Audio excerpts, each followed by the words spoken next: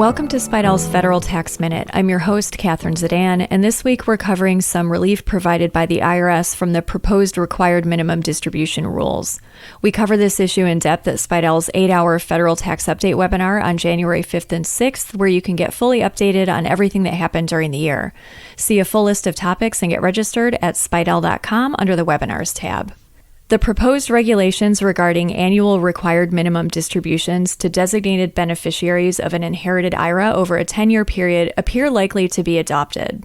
But the IRS announced in a notice that the regulations will not apply until the 2023 distribution year at the earliest.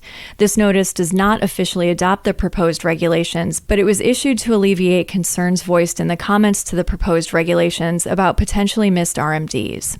The Secure Act replaced existing rules for inherited accounts, which allowed certain designated beneficiaries to take distributions using their own life expectancy, and provided for a 5-year rule for other beneficiaries. Under the 5-year rule, the entire amount in the IRA was required to be distributed no later than December 31st of the 5th year after the IRA owner's death. No amount was required to be distributed until the 5th calendar year, but all of it had to be distributed by the end of the 5th year. Under the Secure Act, for accounts inherited from individuals who pass away after December 31st, 2019, fewer beneficiaries are allowed to use the life expectancy rules, and the 5-year rule was modified by substituting 10 years for 5 years.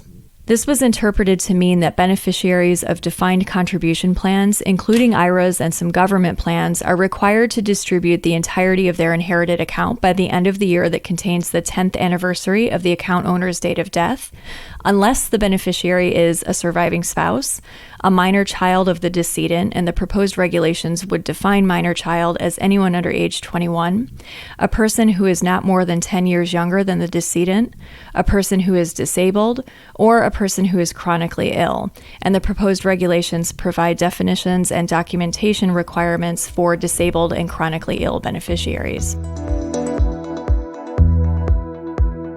The proposed regulations state that for beneficiary accounts that were inherited from someone who had already passed their required beginning date and had begun taking out payments, the beneficiaries cannot wait until year 10 to distribute the funds from the account.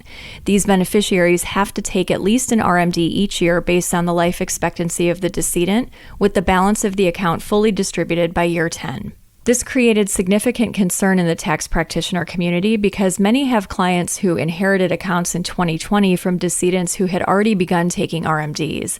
Under the proposed regulations, the beneficiaries should have taken an RMD from those accounts prior to the end of 2021.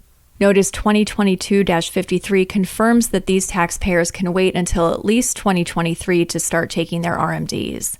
As a result of the delayed effective date, taxpayers will not be subject to the 50% excise tax for failing to take required distributions in 2021 or 2022, and they can apply for a refund if the excise tax was already paid. If you want quarterly updates throughout the year on federal tax topics, check out a subscription to Spidell's quarterly Federal Tax Update webinar series. You can sign up for all 4 or a single session at spidell.com under webinars. That's all for this week. Join us next time for another episode of Spidell's Federal Tax Minute.